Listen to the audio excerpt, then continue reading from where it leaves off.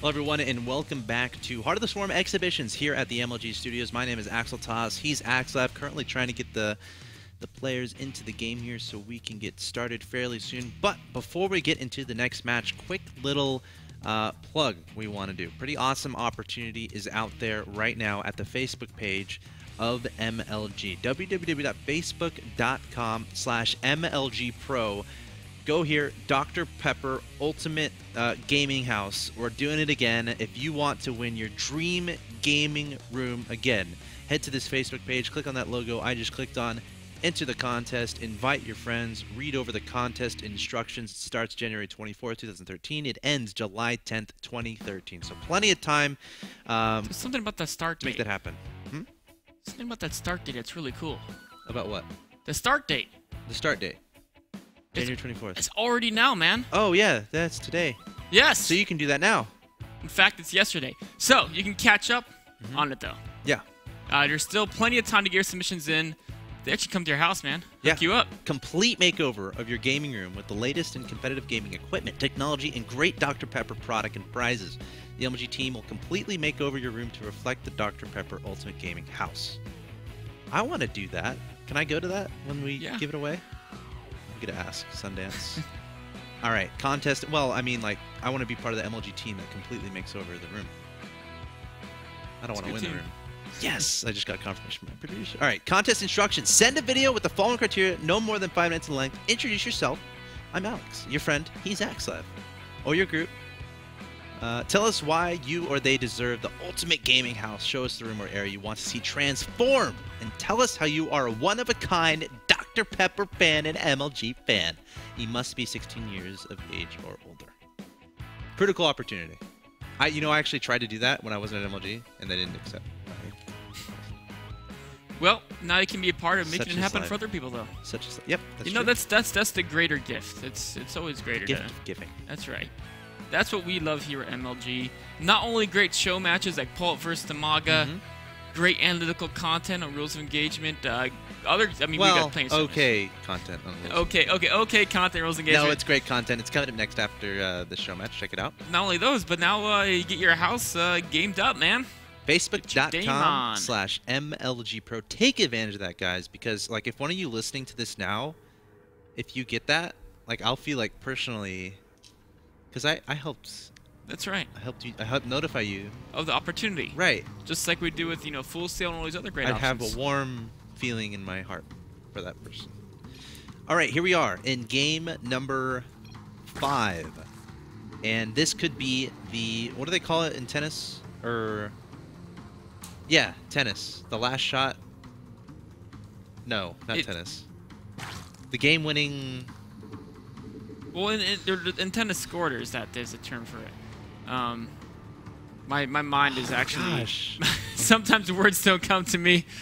That's okay. Because we are. Game, set, and match point. Match point. Match point. There we go. Match point. I think everyone in the production room was like trying to think too. The collective minds. Everyone was just like, and like people. One guy knew right away when I said it. Was like screaming it at the monitor. No, here we are in game number 5, match point. In the bottom right-hand location, we have the red Zerg player Dimaga, and his opponent in the top left. It's the blue Terran player Polt. Both of these guys teamless. Both of these guys stream a lot, so make sure you check out their streams. Very entertaining guys. Polt learning a bunch of English. Dimaga, of course, knows a bunch of English. Has always been a big part of the community. Reddit went out and won him a trip for his honeymoon. So good job, Reddit. Good to see them accomplishing good things. And of course, Polt made the move over to the States to attend the University of Texas in Austin. So that's pretty awesome too. I'm not sure if he's playing for the CSL team, but it's awesome to see him try to assimilate himself into English culture, because I know he really enjoys it. Who doesn't? Yeah. You know what's interesting here? Huh. So we have no Protosses in this game. You are... Wait. Yeah, you're right. But they're battling on top of a giant flying Protoss star station. What is your source? My eyeballs. Look at this. So it's called Star Station. How come I can't make this station with Protoss? It's obviously moving. Because it's like your super weapon. Why can't? How do I make it? You gotta wait until the other races almost killed Protoss, and they break out the super weapon. Oh. Like it's like when you're playing those games, right? And you kill a boss, and it's like, haha, you think you killed me? Oh, And then he comes back even stronger, right? Yeah. Yeah. Like you think you've won, but you haven't. Fast and Light keeps doing that, man.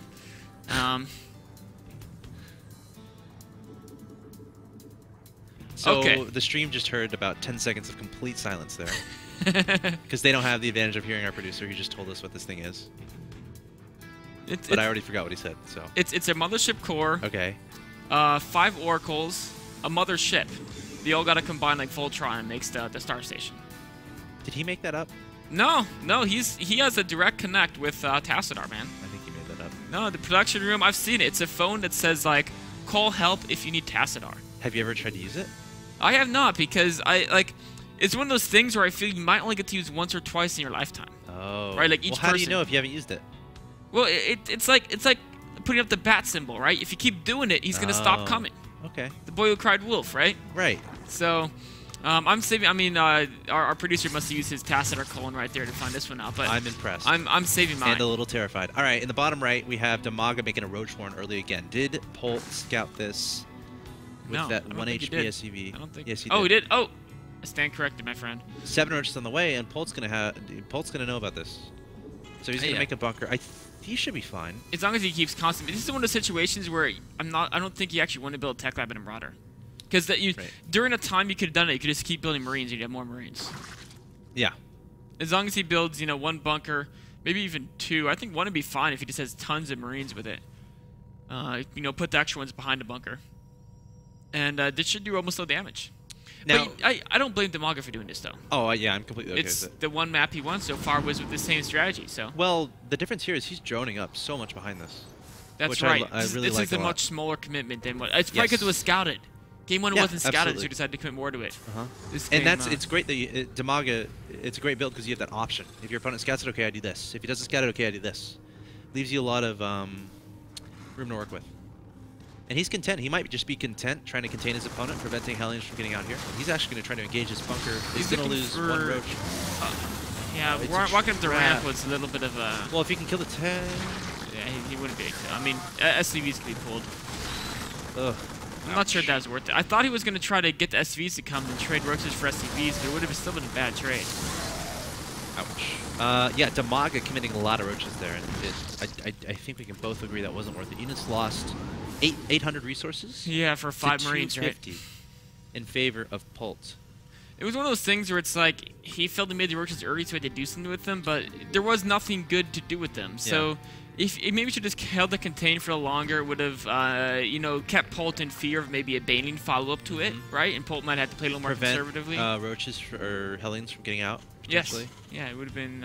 Keep map control. But I mean, on the other side of things, remember that game where Polt was not able to raise that supply depot. Maybe it's true. Maybe he thought Polt wouldn't expect If you got in the main, you could have killed a lot of SCVs. Yes, so maybe Dimaga wasn't Dimaga didn't think Polt would expect him to do that. Was trying Worth to take a shot. Trying to surprise him. Yeah. If it worked. If it worked, it would have been like, wow, brilliant. How did he know that he wouldn't raise a depot? Yep. That time he did raise a depot, though. Yeah, I mean, it's not game-changing by any means, but I feel like Polt is definitely at an advantage at this point in the game. Well, it's game-changing, not game-determining on its own. Right, sure. Yeah. Sure. Hellion's going to get fall down. Dimaga with a lot more speediness than Polt thought would be out there. Great micro there. And those are the little things you can do to kind of, bring yourself back a little bit. Oh. Well, this could bring him back, too. There's no depot in front of that bunker. That bunker is actually part of the front wall. No tanks here. 2 medevacs in production. Still nothing but Wings of Liberty. It's not going to be stim either, man. This is not going to be stim. No tank. There's only 2 Hellions, so speeding reinforcements will be devastating. Actually, sorry, 4 Hellions. Polt could be in a lot of trouble here. All right, Polt is just now going to be aware of that. The Banelings surging forward, trying to explode into the bunker there. The Zerglings stepping back to allow the Banelings entry. Polt desperately trying to micro those Hellions away. Marauder getting surrounded there. Medevacs desperately trying to heal from above. But the Banelings in the middle line not exploding in the SCVs, still pursuing the Hellions, finally turning around, and goodbye mineral line. Maybe. No. There we go. It's interesting. Sometimes you figure the Zerglings will kill the SCVs anyway. Yeah. So you save the Banings for sure. combat units. But great trade for Dimaga there. Absolutely great trade. Polt really just tried to rush those medevacs out maybe a little bit too fast. Or, you know, I mean, really, a lot of it was just the wall was kind of weak, too. Dimaga coming back strong after that initial weak start. He's not done. Coming into the main base, exploding the supply depot and the tech lab. Now coming in with the Zerglings as a follow-up. Hellions again trying to be macroed away here from Polt. Marines getting surrounded. And Polt's finally going to clean this up here. And Dimaga still, Still not done, man. Well, he's not done. He's also not droning at this point. It's a tricky decision to make, because now that his opponent's on one base, I feel like it might be worth droning up at this point. He could. And taking a frame, but he wants to end it right here. He does. He might feel that this is his chance, because the fact is, even though his opponent's on one base, the worker counts are even. And there's 3 orbitals. Yeah. It's one of those things where, like, you think you're killing Terran, but then you're not because they have mules. Right. And then, it's just, this attack is not going to work. Polt and his Hellions are just he's too good with them, man. Great micro with those Hellions. Tech Lab is not going to fall. It is burning down, so if an SCV doesn't end up... there we go. Yeah, this is not working for Dimaga. Oh, no, this is just... Oh, man. Oh. Zergling's in the meat grinder. Dimaga throwing down the GG, which means victory for Polt, not only in that game, but also in this best of 7 show match as a whole. Polt taking out Dimaga 4-1. Very impressive play for him. It was. I mean, he didn't really do anything new, but he just played a really solid game of StarCraft there, and showing why he's a world-class Korean player, man. Yeah. Very impressive play there from Polt. It's interesting that we only really saw Wings of Liberty type stuff, and I'm wondering how pros are starting to transition into the Heart of the Swarm stuff. Is that going to be a theme? It is. The slow transition, or how? Well, as far as like not really willing to make the Heart of the Swarm units. Well, the thing is like people everyone hates losing, right? Sure. So players have their builds they like to do, and they know they work. And when you try out a new build, it's like, I want to try a new Heart of the Swarm build. They try it out, they lose horribly because it's not streamlined, and they're playing other Grandmaster players. Sure. And then they're like, all right, this build's bad, I'm going to stick with my old build. That's literally what many pro gamers do. And I think until we see some radically really awesome... Like there's players like Cats who do some really cool stuff. And we'll see some of that, but until we see like streamlined, optimized, new cool stuff. Right. That's where we have to wait until the Caspa players switch over. Because the Caspa players will try out the new build, they'll lose, they'll say, I don't like this. Yeah. Then their coach will slap them in the back of the head and say, I don't care. You play StarCraft until you get better, my friend. You don't just... It's the difference between playing StarCraft to have fun and playing StarCraft to get really good. Yeah. And the coach really helps with that. Polt doing a great job there, though, throughout that show match. 4-1 victory. Like, I'm thinking in my mind of all the players we've had in these show matches. Of course, we had Seed do really well against Supernova. Like, Seed versus Polt might be interesting. And then before that, of course, White Raw taking out Dragon. Of course, if you missed any of these show matches, all the VODs are available at youtube.com/officialmlgsc2, including this show match. So if you just got here and you're like, oh no, I missed a show match, it's okay, because the VODs will be up very shortly after the stream goes down. Of course, coming up next, we're going to have Rules of Engagement. What do you got going on today?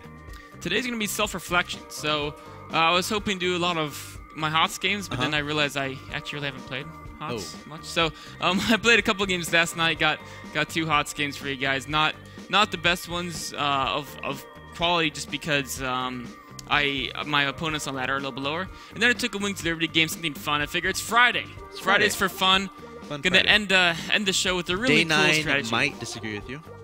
He thinks Monday's for fun. And a few 10,000 of his fans. I think he's right. Okay. But I don't think it's mutually exclusive. Okay. I think you can have fun Mondays, fun Fridays. I would even say I'll have fun Tuesdays, Wednesdays, and Thursdays on Monday. Every day of the week. Every day of the week. Heart of the Swarm exhibition matches, rules engagement. It's always fun, man. Specifically 5 p.m. Eastern every single day is when the festivities start here on the MLG stream at the very least. Of course, Mondays and Fridays, we generally have King of the Hill. For people who were tuning in for that today, unfortunately yesterday we had... Heart of the Storm was down, so we could not do the show match that you just saw. Of course, Polt and Dimaga, they were here. That was a live match. And they were willing to wait until today to play. Of course, they were originally scheduled to play yesterday. Of course, Cats. Apologies, because we said he would be casting with me, but I guess he took a nap or something, so he wasn't able to. But Nick, thank you so much for jumping on and saving my life here. Really appreciate that. And of course, throughout the rest of the week, Tuesdays, really fun day that's becoming. We go over arcade games. Of course, spotlighting arcade games from Heart of the Swarm. Sticking to Heart of the Swarm, that's pretty much the theme at 5 p.m. Eastern every single weekday. What was your favorite arcade game there? Star Dodgeball. That was quick. Star Dodgeball. We played. Did I write those down? No, I didn't. Not on this piece of paper. But yeah, we played a lot of fun games. Again, if you next Tuesday we're doing it again. If you want to play channel MLG, that's where you want to be. I'm going to be inviting people from that channel. And again, if you have any suggestions on arcade games you want to play with us or you want to see us play, you can tweet at me at axeltoss with your suggestions or put a comment on any YouTube video. We're reading through all of the comments on the YouTube videos at youtube.com/officialmlgstu. Again, that's Tuesday.